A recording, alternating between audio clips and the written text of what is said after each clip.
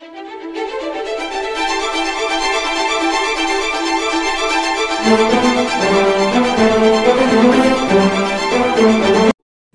ನ್ಯೂಸ್ಗೆ ಸ್ವಾಗತ.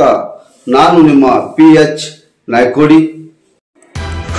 ಪೊಲೀಸ್ ಅಧೀಕ್ಷಕರ ಕರ್ನಾಟಕ ಲೋಕಾಯುಕ್ತ SP ಜಾನ್ ಆಂಟೋನಿರವರು ದಿಢೀರನೆ ಭೇಟಿ.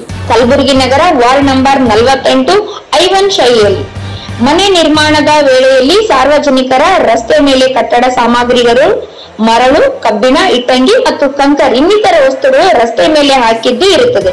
ಕಾರಣ ಸದರಿ ಕಚ್ಚಾ ಸಾಮಗ್ರಿಗಳಿಂದ ಸಂಬಂಧಿಸಿದ ಮಹಾನಗರ ಪಾಲಿಕೆ ಅಧಿಕಾರಿಗಳನ್ನು ಸ್ಥಳಕ್ಕೆ ಕರೆಸಿ ಸೂಕ್ತ ವಿಲೇವಾರಿ ಸಂಬಂಧಿಸಿದಂತೆ ಸೂಕ್ತ ಕ್ರಮ ಕೈಗೊಂಡು ಸಾರ್ವಜನಿಕರಿಗೆ ಓಡಾಡಲು ನಡೆಯದಂತೆ ನೋಡಿಕೊಳ್ಳುವ ತಾಕೀತು ಮಾಡಿದರು.